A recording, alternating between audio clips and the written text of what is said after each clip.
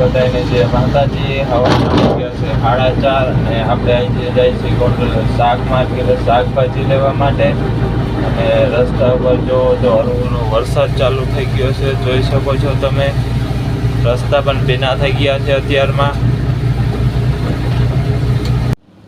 આપણે પહોંચ્યા છીએ ગોંડલ ચોકડી અને ચા પીવા ઉભર્યા છીએ.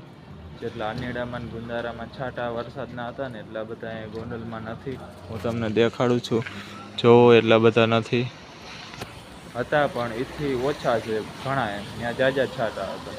હાલો હવે અહીંથી નીકળી યાર્ડ માટે. તો આપણે પહોંચી ગયા છીએ ગોંડલ શાક માર્કેટે. અને આ ગોંડલની શાક માર્કેટ છે. અને આજે આવકની વાત કરીને તો 2 દિવસની રજા હતી. આજે ફૂલ આવક છે શાકભાજીમાં. ને હાલો શાકભાજી લઈ લઈ.